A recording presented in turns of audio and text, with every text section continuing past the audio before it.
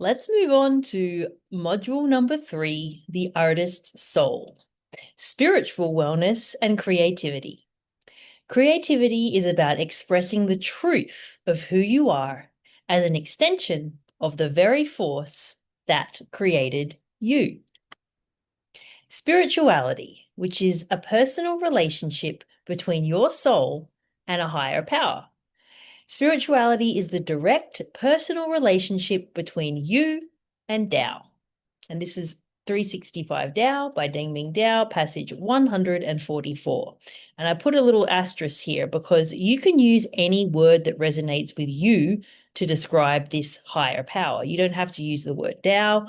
You don't have to use the word God. You don't have to use any word that doesn't feel right to you. There's many, many, many ways to describe this higher power. And that's what spirituality is all about. It's between you and this higher power. However you choose to name that, if you even choose to name that, whatever that higher power is to you. But it's a very personal relationship between you and that power. So it's a felt connection to something greater than yourself, whatever name you choose to give it. Religion and spirituality are meant to be about uplifting and celebrating rather than being about rules or restrictions. And the Latin word religio means to celebrate with a higher purpose. Therefore, the foundation of true spirituality is celebration, joy, and connection with yourself, with others, and with this higher power. Many spiritual traditions refer to the higher power as the creator, the source of all life, energy, and form. When you're in alignment with your soul, you're in alignment with the creator. And because the creator creates, your own creativity flows naturally. So I want you to take a moment to think about that concept. This higher power that created everything is the creator. And what do you call someone who creates? An artist. You are the artist of your life, and your life is art, and your life is an extension of you, but it was created by the creator. It's kind of crazy, right? Your unique creativity is a reflection of your connection to this source. Through this connection, creativity becomes a way of communing with something greater than yourself. It's about expressing the truth of who you are as an extension of the very force that created you. When you're in alignment with your soul, creativity becomes a natural expression or a natural extension of your being. I recommend that you commit to a minimum of 1% of your day, which is just 15 minutes, to a spiritual practice. Take a moment to think about that fact. You've got, everyone's got the same 24 hours in a day, right? 1% of that 24 hours is 15 minutes. You have 1% to commit to anything, right? You've got 15 minutes. Commit to something spiritual. Be consistent and make this part of your life. Make it a habit, make it part of your routine, because small, consistent effort creates powerful, compounded results over time, and not just for your spirituality, for anything. Honor your natural rhythm. Are you a morning person or are you an evening person? Devote some time to spirituality during the time of day or night that is most aligned for you. Observe and align with natural cycles, your day and night, the tides, the moon phases, the seasons. You are a human being, not a machine, and you are part of the natural world. Are you sick of me saying this yet? But this is a theme that comes up throughout this course and throughout my philosophy. Never forget your humanness. Never forget that you're a human being, that you have basic needs, that rest and restoration are part of that self-care is not selfish, that taking care of your physical body is something that we all must do, that your physical body is part of your creative expression, and your creative expression is directly linked to your alignment with your soul and this higher purpose that we are all in connection with. You are part of the natural world. You have cycles and you have needs. Be a human. You're a human being. I also recommend that you join my 365 Tao book club. It also has a journaling component, and it's a daily commitment to engaging with Taoist wisdom and mindful journaling. Cultivate a deeper connection to yourself, your creativity, and the natural rhythms of life. And I suggest that you read 365 Tao by Deng Ming Dao. It is a life-changing book for me, and it's the book that this journaling practice and this book club that I created is based on. 365 by Deng Ming Dao. I also encourage you to meditate. Sit in purposeful silence, be present, and empty the noise from your ego mind. There's plenty of free resources online for meditation if you need guidance. Breathe with intention. Connect to your physical body and your breath. I highly recommend something called Breathe with Sandy and his YouTube channel, but there's so many breathwork facilitators and other things that you can download online. There's an incredible wealth of resources on YouTube and other places on the internet that you can, do some self-discovery on any of these things, such as meditation and breathwork. And I really encourage you to deep dive anything that comes up here as something that you might be interested in. Take what I've given here as guidance and do your own research on it and make it into your own practice. This is a self-guided course. I'm here to guide you, of course, to give you the information and the guidance that's helped me, but I want you to take what I'm showing you and make it uniquely your own. I also encourage you to spend time in nature. Observe the natural world as it unfolds around you, with everything in flow and nothing forced. Notice the light, the wind, the sound, the birds, the plants. Be fully present and feel your soul connect to the Creator and the natural world. And as I keep saying, modern life is hyper digital, constantly scrolling, typing, and clicking. While technology can be useful, it often pulls us away from our humanness, and it definitely pulls us away from presence. That's why analog practices are more important now than ever. They slow us down, they bring us back into our physical body. So try picking up a pen and writing by hand. Pick up a paintbrush, touch some paper, read from a physical book. These seemingly simple actions activate a different part of your brain and help reconnect you with your inner world. Analog practices are one of the most direct ways to come back to alignment with yourself. Now let's look at Taoism, yin energy, and the soul. Taoism is a spiritual tradition, and it's the spiritual foundation of the My Curator life that is a work of art philosophy. It's a 2,500-year-old way of life that predates most religions and the patriarchal belief systems that most of us were raised in. Taoism is not a religion, it's a philosophy, and it's guided by nature, balance, and alignment with something greater than yourself, something that you can feel but not name. And unlike many spiritual traditions that place authority outside of you, Taoism returns you to yourself. It doesn't preach dogma or hierarchy, and it invites you to observe what's real, what's natural, and what's true. In its essence, the Tao is inherently feminine. It's often described as the Great Mother, the formless source from which all things arise. It is soft, receptive, quiet, and intuitive, and unforced, and all of these qualities that teach us in modern life to be suppressed. But in Taoism, they are not weaknesses, they are the way. So let's look at the art of yin. The Tao is a matriarchal philosophy. It honors Mother Earth, it honors the cycles of life, and it honors the wisdom of your physical body, the seasons, the tides, the moon, and all things that are traditionally associated with the feminine. And take a moment to think how contrasting that is to a lot of the patriarchal constructs that we see in modern society and in modern religions. The Tao is none of those things.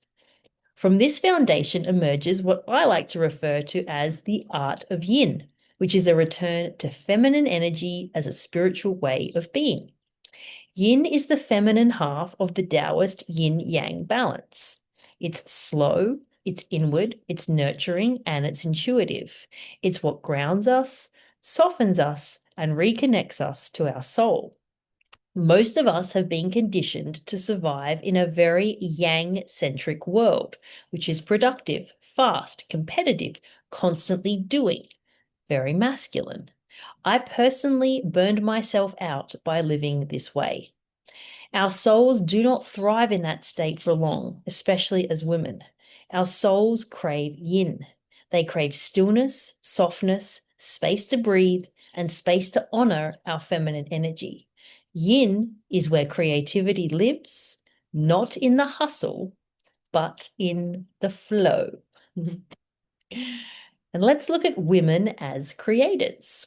Women are inherently creative, not just metaphorically, but biologically, spiritually, and energetically.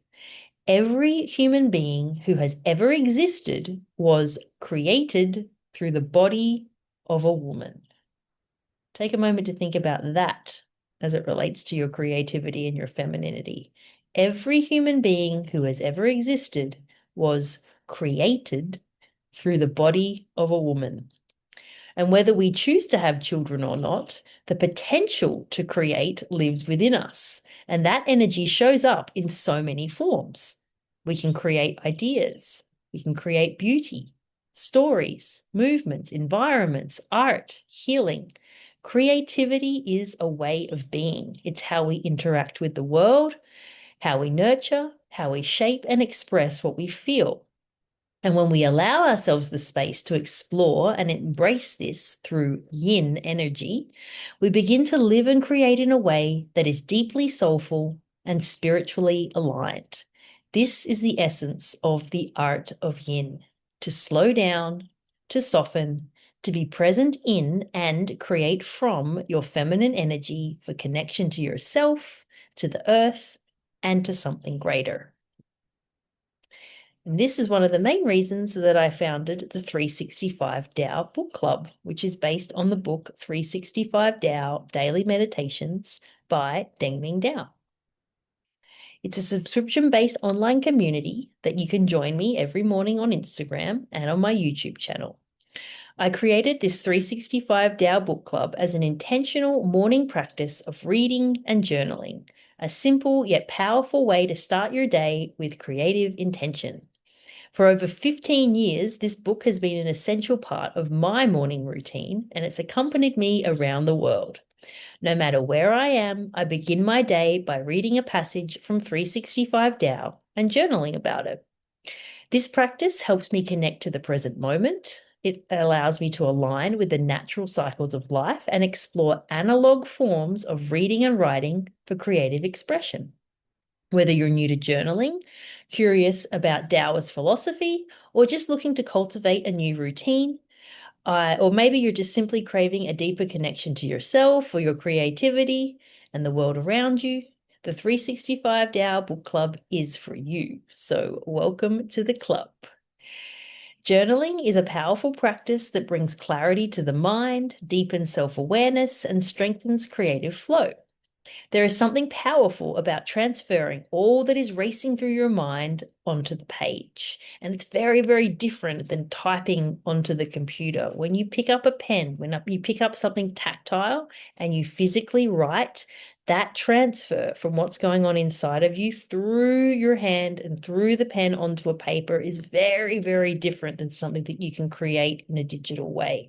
This is where the analog becomes so important in our modern digital life. Writing allows you to witness your thoughts without attachment because you write them out and they're gone. It allows you to process emotions and create space for new inspiration to emerge. In today's digital world, analog handwriting is an often overlooked skill, yet it holds immense value for cognitive function, creativity, and hand-eye coordination, and also your penmanship skills. It's a simple yet transformative ritual and has been a guiding force in my nomadic artistic life. It provides stability, self-reflection, and creative alignment. I cannot recommend journaling enough to anybody. And my journaling practice is heavily inspired by Julia Cameron's Morning Pages philosophy, which encourages writing freely without censorship to unlock deeper creative potential. And if you're new to journaling, I highly recommend exploring Julia Cameron's work in The Artist's Way. And you can find that at juliacameronlive.com. She is the godmother of journaling. And The Artist's Way is an incredible practice. If you haven't already done it, I highly recommend it. So let's look at reclaiming your inner knowing and the power of your intuition. How does any creature in nature survive if they're not in touch with their gut feelings? And that is a quote by Gabor Mate. How does any creature in the natural world survive if they don't trust their gut? It's such an important question to ask yourself. Your intuition is a biological, emotional, and spiritual guidance system. Human beings are biologically wired for survival, and intuition is a core part of that design. Your body constantly takes in and processes information beneath conscious awareness. When something feels off, your body knows before your mind does. So take a moment to sit with that thought. Your body constantly takes in and processes information beneath conscious awareness. So your brain is, as we've discussed, it's taking in all kinds of sensory information, but so is your body. And when you really learn to tune into that and tune into those gut feelings, that intuition, and knowing when something just feels off, you will understand that your body often knows this before your mind can even compute it. That's why connecting to your intuition is so important. In his work on trauma and authenticity, Gabor Mate teaches that many of us were conditioned to ignore our gut instincts in order to stay safe, loved, or accepted. The abandonment of self, which is often necessary in childhood, creates a deep disconnection in adulthood. We lose touch with what we feel, what we know, and what we need. And that's why a lot of what I've been speaking about in these past modules is getting back in touch with these things, getting back in touch with your basic human needs, understanding what you need, understanding that you have a sensual experience as a human being, all of your feelings and your emotions and everything is interconnected, and you shouldn't be like tuning it out and ignoring it despite what you've been conditioned to do. A lot of this is unlearning what we've been taught from a very young age. It's never too late to do so, but we've got to put in the practice and understand that getting back to our intuition and trusting our body's wisdom is so important for our well-being and so important for our creativity. Intuition is the soul's voice. Reclaiming it is not only a return to our creativity, but it is also a return to ourselves. So, to strengthen your intuition, spend more time in stillness and silence. Be, listen, and observe. I say this a lot, this be, right? As a human being, just allow yourself to be. Get quiet, check in with yourself, check in with your feelings, check in with your physical body, and listen to what it's telling you. Track your physical sensations because they are messengers.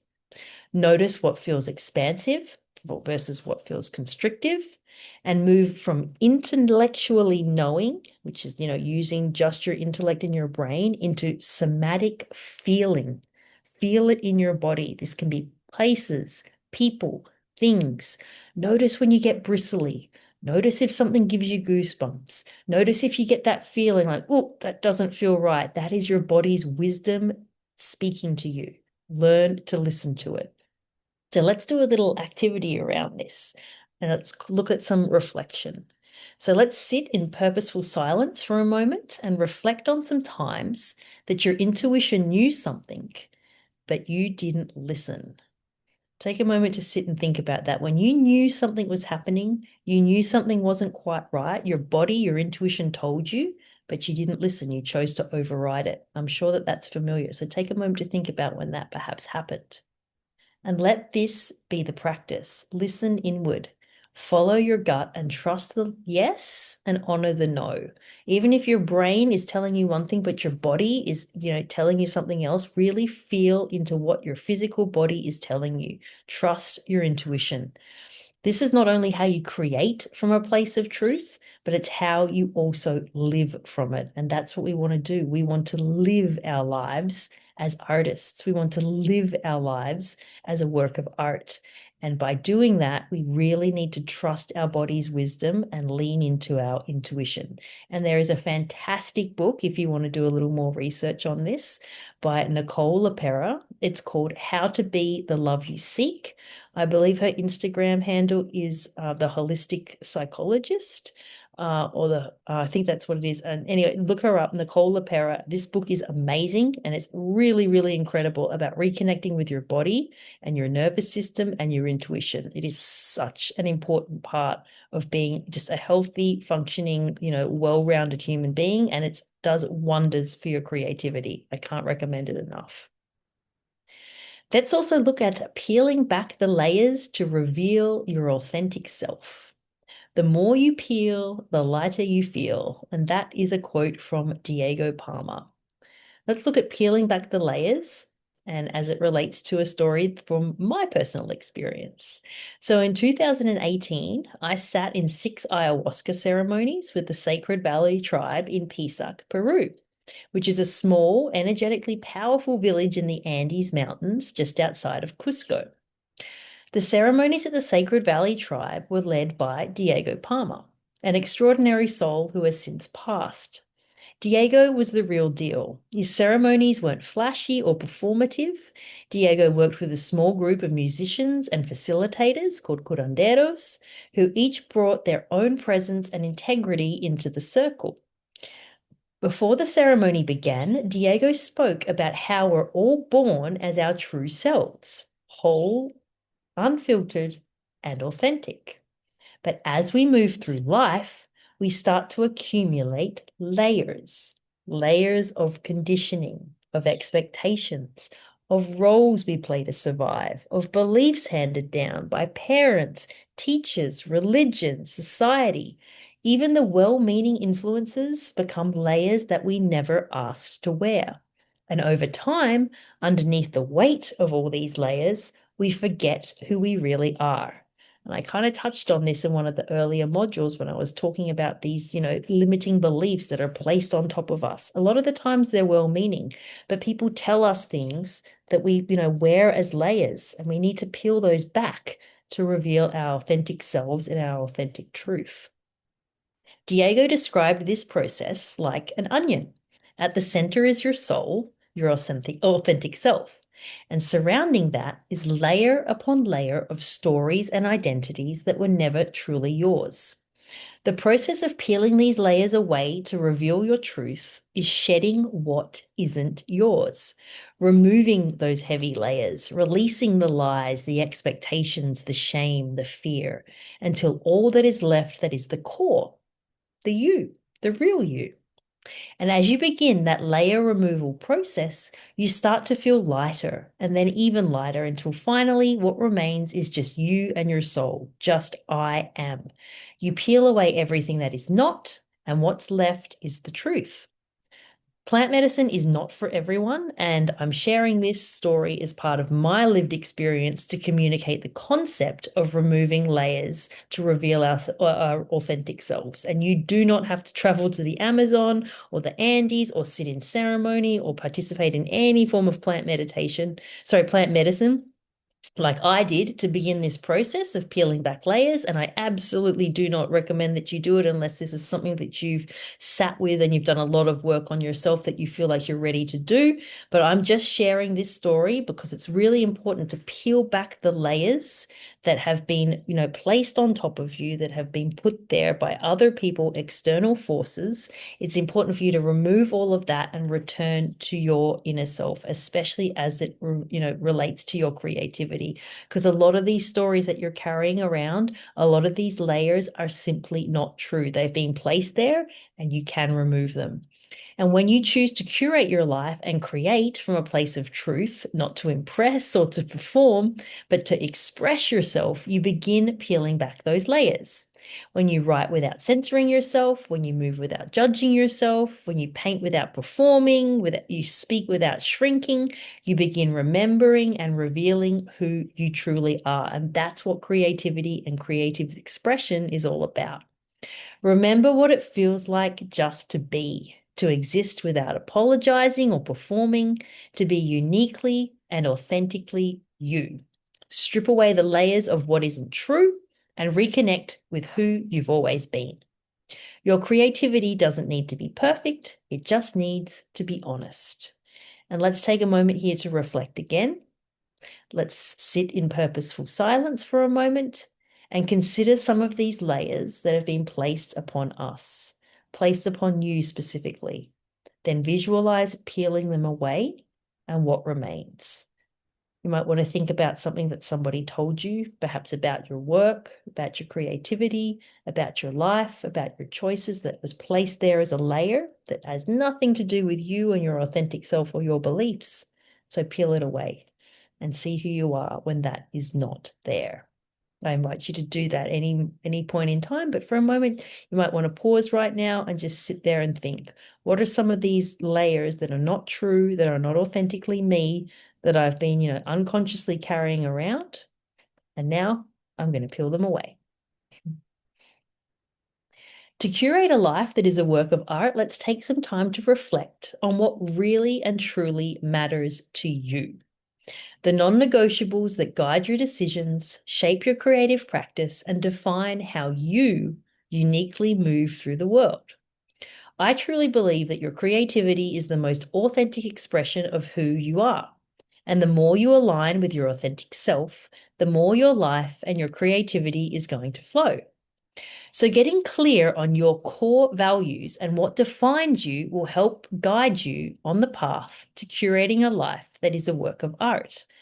This is a powerful exercise from Brené Brown, who is a researcher, a storyteller, and an author known for her work on vulnerability, courage, and wholehearted living. And this is another person that I really recommend you deep dive. She's done so much wonderful work. She's written so many incredible books.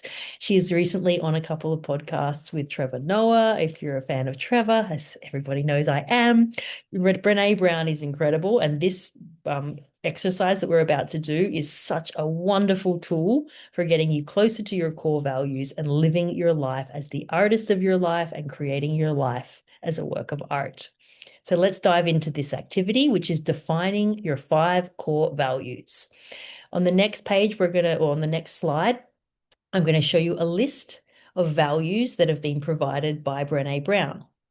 And I want you to go through that list and highlight the words, or you can write, we can't highlight on the screen, but write down. So grab a piece of paper and a pen, go through the list that's going to be on the screen and write down the words that resonate with you. Don't overthink it. Just go with what feels intuitively true. So go through the list and write down the ones that resonate. Then narrow it down to just 10 or 15 because it's quite an extensive list. So there's probably going to be quite a few in there that you resonate with. So narrow it down, get to 10 to 15, and then look for themes or connections. Are there any like 2 or 3 that are perhaps kind of sort of the same thing? Keep narrowing it down. And then narrow it down to 5. This can be really challenging, especially when you start with a big number, but keep going. Keep, getting it down, move through, like put some together, connect some, work out what are the most important to you. Get to that number 5, and then really define what they mean to you and how do you embody those values in your daily life. Use them as a guide when you make decisions and check in with yourself. Whenever you're making a big decision in life or something feels like a little overwhelming, you can come back to this list of 5 core values and ask yourself, am I living in accordance with my 5 core values? Does this accurately reflect my 5 core values? Is this authentically an expression of my 5 core values? It's a really wonderful exercise to do, and it's a wonderful tool to connect you to your authentic self and your creativity. So this is the list. It comes from Brené Brown. Take all the time you need. You might want to pause the course right now and go through all of these words and jot down on your piece of paper any of them that resonate with you, that feel like something that you would define as a value that's important to you. And then, as I said, go through the process of narrowing it down until you come to 5, and the top 5, the 5 best examples of what your core values are. Take all the time that you need to do this. There's no rush and there's no right or wrong, just what is the most authentic for you. So take your time and go through this. And then whenever you're ready, we can pick back up. So hit pause if you need to. So now you should have your list of 5 core values, and I'll share with you mine. So after I went through this process myself, I landed on 5 values that define how I live, how I create, and how I move through the world. And these 5 are authenticity, living in full alignment with my truth without external influence or societal expectations. Number 2 was creativity, seeing life as a work of art and expressing myself through all forms of creation. Number 3 is freedom, the ability to create my life on my terms. Number 4 is nature, which is a connection to the earth and the energy of the natural world. And number 5 is well-being, a holistic balance of mind, body, soul, and environment that allows me and my creativity to thrive. So my 5 core values that I filter all of my decisions through: creativity, authenticity, freedom, nature, and well-being. And whenever I have any doubts or I hit some sort of a block or I'm not sure or I feel overwhelmed, I filter it through these values. And I encourage you to do the same. So living in alignment with my 5 core values gives me clarity when I make decisions. It helped me recognize what's truly important, and it reminds me of what I refuse to compromise on. Like, boundaries are so important. Your values might surprise you, or they might reaffirm what you already know. Having this clarity is a powerful tool for creative wellness and living in alignment with who you truly are. So now that you've identified your 5 core values, let's create some art around them so you have a handmade reminder to guide you. I encourage you to carry it with you, to display it somewhere that you can refer to often. You might want to jot it down on a post-it and stick it on your computer. You might want to make some beautiful like digital art and print it out. You might want to paint something. Whatever it is, just keep, as we said, like with this repetition, just keep reinforcing these values. Have it somewhere where you can see and filter any doubts or questions that you might have about what you're doing, the choices you're making through these 5 core values, and notice the positive impact that has on your life. It's a wonderful tool for self-discovery and connecting with your authentic self, and it's such a great tool for your creative well-being as well. So in summary of the soul module, your soul is your creative source. When you live in alignment with it, your creativity flows effortlessly and truthfully. Taoism is a 2,500-year-old matriarchal philosophy which honors balance, nature, and the feminine. It offers a non-dogmatic spiritual path guided by presence. The art of yin is a return to intuitive, slow, cyclical, soul-led living for women and creatives in a yang